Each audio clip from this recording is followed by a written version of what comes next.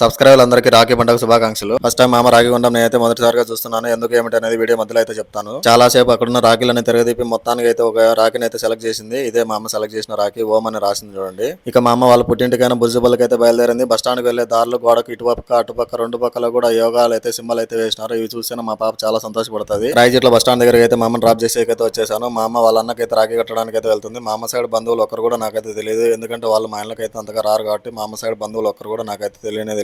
ఇప్పుడు అదే విధంగా మా పాపకు కూడా వాళ్ళ అమ్మ సైడ్ బంధువులు అయితే తెలియదు. మా పాపతో రాఖీ కట్టించడానికి వాళ్ళ అన్నాల దగ్గరికి అయితే తొడుకొని రావడం జరిగింది. వాళ్ళ అన్నాలు చూడండి బయట నుంచి మేమైతే దూరం నుంచి అబ్జర్వ్ చేస్తున్నాం. వీళ్ళిద్దరు అయితే సైకిల్ అయితే దొక్కుతున్నారు. మమ్మల్ని అయితే గమనించుకున్నాం. మా పాపకు మొత్తం ముగ్గురు అన్నాలు అయితే ఉన్నారు. మా చిన్నమ్మకి ఇద్దరు కొడుకులు అయితే ఉన్నారు. వాళ్ళు నాకు అన్నాలు అవుతారు. ఇప్పుడు వచ్చింది నేను చిన్న అన్న దగ్గరికి అనమాట. వీళ్ళు పిల్లలు కూడా చిన్న పిల్లలు, వీళ్ళు చిన్న అన్నలు అవుతారు. ఇంకా పెద్ద అన్న దగ్గరికి అయితే మరి కాసేపులో తీసుకెళ్తాను. స్కూల్ సెలవులను బాగా వాడుకుంటున్నారు వీళ్ళిద్దరు.